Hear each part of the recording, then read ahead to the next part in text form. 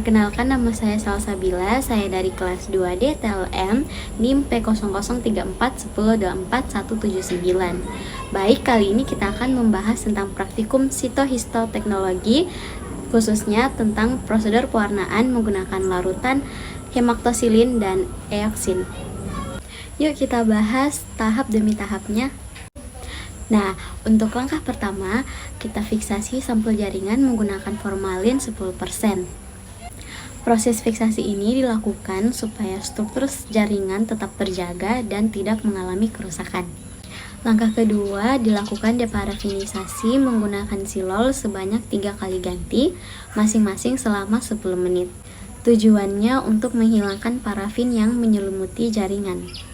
Selanjutnya, langkah ketiga adalah penghilangan silol menggunakan etanol absolut 100% sebanyak 3 kali ganti, masing-masing 5 menit. Proses ini membantu transisi dari silol ke tahap selanjutnya. Langkah keempat adalah hidrasi etanol. Jaringan dilewatkan secara bertahap dari etanol 95% dan 70% masing-masing selama 5 menit. Nah, setelah itu masukkan ke dalam larutan etanol 70% selama 5 menit. Selanjutnya bilas dengan air mengalir selama 2 menit, lalu bilas lagi dengan air suling hingga benar-benar bersih dari sisa alkohol.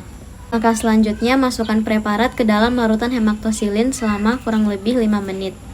Hemaktosilin ini akan mewarnai inti sel sehingga terlihat biru keunguan. Setelah selesai, bilas dengan air mengalir beberapa saat. Untuk mempertegas hasil pewarnaan, jaringan kemudian dicelupkan ke dalam asid alkohol 1% sebanyak 1-2 kali celupan. Setelah itu, bilas kembali dengan air mengalir. Tahap selanjutnya adalah pewarnaan dengan larutan eoksin selama 2-3 menit. Eoksin ini berfungsi mewarnai sitoplasma dan jaringan ikat sehingga berwarna merah muda. Setelah selesai, bilas dengan air mengalir lagi.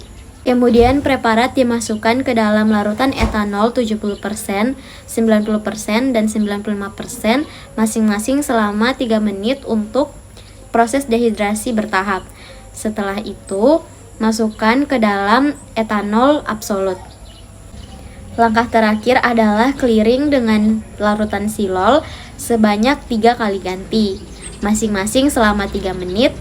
Proses clearing ini membuat jaringan lebih transparan dan siap diamati. Nah, setelah semua langkah selesai, preparat siap diamati di bawah mikroskop dengan perbesaran 40 kali. Nah, itulah rangkaian lengkap prosedur pewarnaan jaringan menggunakan hemaktosilin dan eoksin. Dengan pewarnaan ini, kita bisa melihat dengan jelas bagian inti sel maupun sitoplasma sehingga membantu dalam analisis struktur jaringan. Terima kasih teman-teman sudah menonton. Jangan lupa like, komen, share, dan subscribe untuk mendapatkan penjelasan menarik lainnya tentang dunia sitohistoteknologi dan laboratorium. Sampai jumpa di video berikutnya.